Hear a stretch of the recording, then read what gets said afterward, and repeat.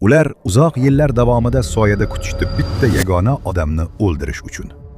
18-asr. Yaponiya samuraylar yurti.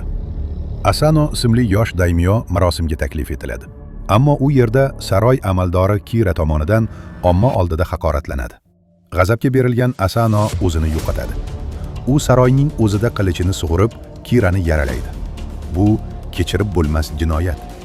Imperator buyrug'iga ko'ra, Asano seppuku marosimiy o'z joniga qasd qilishni bajarishi shart. Uning jangchilari roninlarga aylanadi, xo'jayinsiz samuraylarga. Ammo uyat ularga tinchlik bermaydi. 47 ronin yashirincha yig'iladi.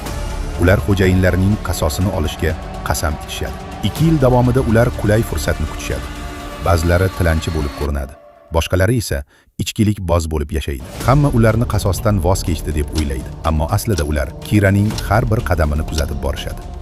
So'ng qorli dekabr kechasida ular yana yig'ilishadi. Jimjit, biron tovush chiqarmay Kiraning uyiga yo'l olishadi. Hujum tez va mukammal muvofiqlashtirilgan bo'ladi. Birorta qo'riqchi ham ularni to'xtata olmaydi. Ular Kirani sandiq ichida yashirinib o'tirgan holda topishadi. Hech ikkilanmay uni qatl etishadi. Qasos amalga oshadi. Keyinchalik 47 samurayning barchasi o'limga hukm qilinadi. Ular sharaf bilan seppuku bajarishadi. Ammo ularning nomlari abadiy Bushido, samuraylar sharaf kodeksining ramzi bo'lib qoladi.